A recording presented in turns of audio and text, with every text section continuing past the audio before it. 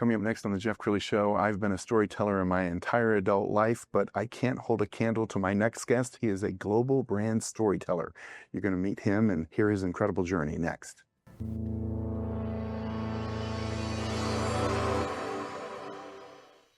Many are predicting that the worst is yet to come, which is unfortunate, said one person here. Until now, they've enjoyed the reputation of being the nation's icebox. Watched a burglar in his home this morning by webcam. As a journalist of over 25 years, stories are what make my world turn. Reporting live from the Dallas newsroom tonight, Jeff Crilley, Fox 4 News. But in 2008, I took the jump from my familiar life and started a PR firm from my home. We're talking about anyone with a camcorder like the one I'm using becomes a television network. We started slowly growing the company, and we now have over 100 clients, and we've branched into the world of live digital broadcasting. I now own 8 different TV studios and have a huge team, and the stories that I now get to share are sometimes the most important of my life. Life has a funny way of coming around full circle. This is the Jeff Crilley Show. Well, I'm sure you've had this experience dozens of times. You go to a website, it could be a nonprofit, it could be a company, and you read the whole thing, you see all the pretty pictures and images, and you still don't know what they do. So sometimes it takes a master storyteller to come in and highlight the right part of the website, the right part of your message, so people understand what you do. And that describes my next guest perfectly. Paul von Wupperfeld is in the studio. He's a global brand storyteller. Thanks for coming on the show. Thank you. It's a pleasure to be here. So when did you know you were gifted at storytelling?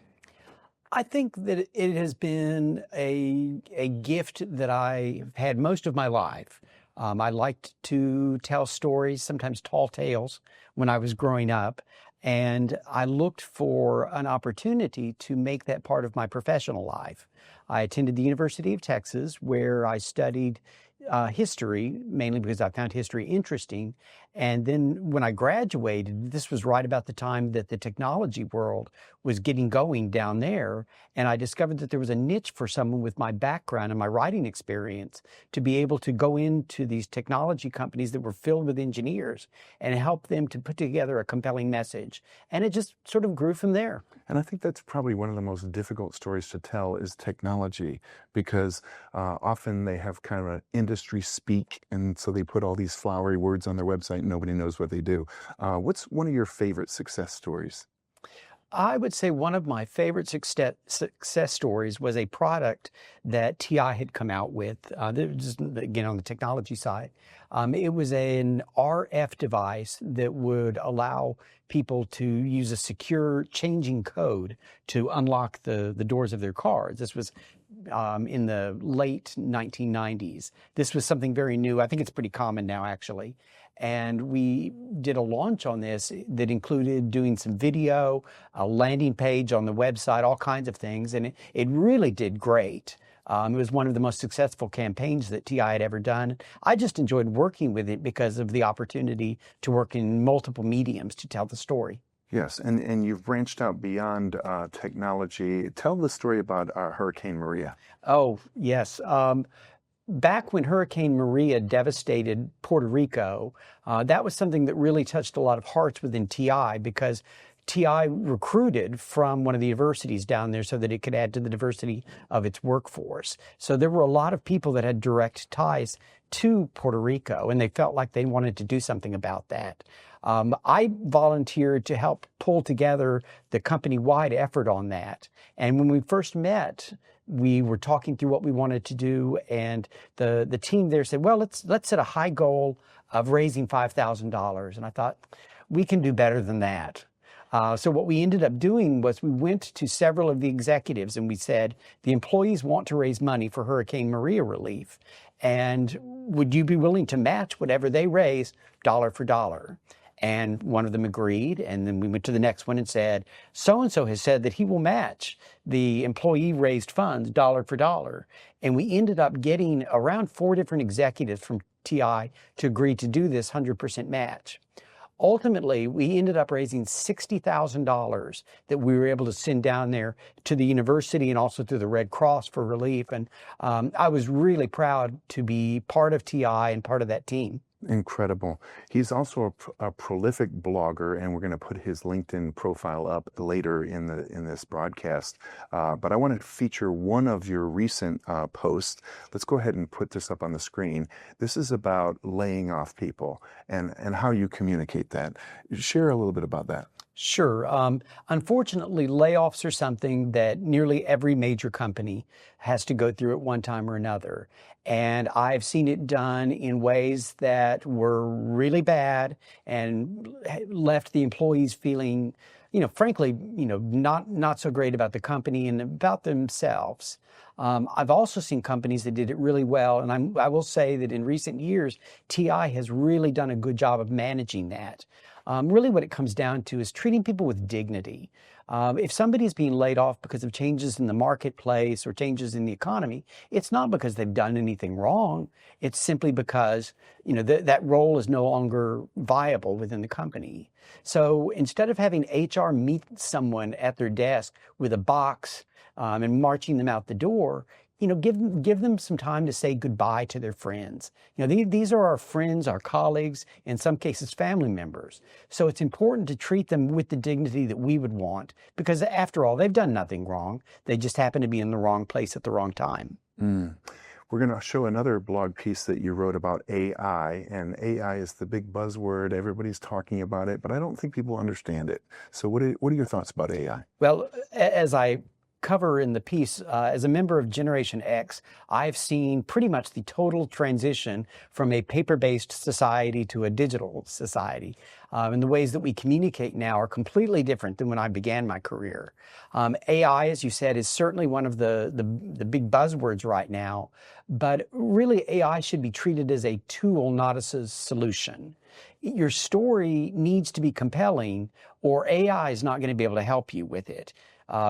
AI, I think, is very good for helping you get to a good first draft, but you have to have the core of the story there. You have to be able to answer, what is compelling about what I'm trying to tell here?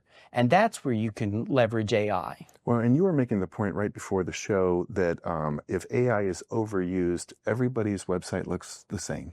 Yes, a lot of people, I think, are using AI as a substitute for good content. And AI, as good as it can be for helping to pull some things together, it has a tendency to flatten your content.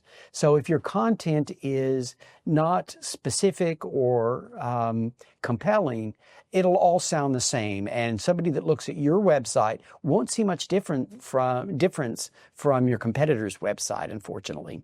Absolutely. You're also very philanthropic, and we're going to put this up on the screen. You have a fund, so I want you to talk about this. Thank you for bringing that up. My husband, Andy, and I believe very much in giving back to the communities that we're involved in. And so working with the Communities Foundation of Texas, we have set up a donor-advised fund so that during our lifetime and afterwards, we're able to give to the organizations and the causes that we believe in. And you're very into the arts, so I'm going to give you a chance to name drop. How many different nonprofits and causes have you been involved in on the fund side? Oh gosh, we've been fortunate enough to have chaired 4 galas locally. The first one we did, which was, I believe, in 2017, was for what was then called Dallas Summer Musicals, now Broadway Dallas. And that was a great experience. Based on the success of that, we were then asked to do a gala for the Dallas Theater Center, another great local organization. I really enjoyed doing that. And so the next group that came calling was the Dallas Symphony Orchestra. And we were supposed to have done the gala for 2020, but as you know, COVID had other ideas for all of us that year. So we stayed on for another year and were finally able to do the gala in 2021. And again, had a great experience with that. The people were incredible. The most recent one we did was the Dallas Museum of Art's Art Ball in 2024.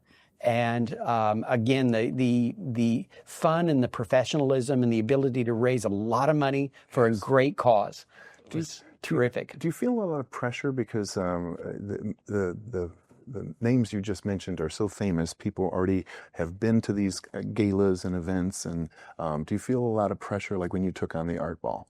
The only pressure that I feel is the pressure that I put on myself to make sure that it's a success. Because the important thing about doing something like that is if you're the chair of it, it is never about you. It is always about the organization. And groups like the DMA or the Dallas Symphony or the Dallas Theater Center, in my mind, they sell themselves. My job is just to help organize an event, to throw a good party that raises a lot of money. Well, and you were telling me a story before the show about how nobody wanted to leave the art ball, and there is a bewitching hour for people over 50. Yes. So tell that story. Well, with a lot of the galas, they will have an after party, and typically with the after party, anybody over 50 goes home, and the young people stay and dance the night away. For the art ball in 2024, we decided we wanted to create a party that we would want to be at. And so we went with the theme of a Bimmelman's from the Carlisle Hotel in New York, except transplanted to Dallas, with artwork in the style of Bimmelman's, except showing Dallas sites. The party itself included specialty cocktails, a band that played great music, some dancing showgirls. It had a little bit of everything in it.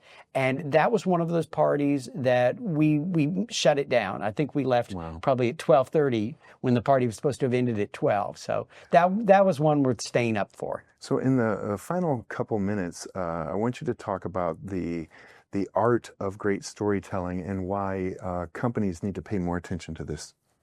The art to storytelling is being interested in the person that you're telling the story to.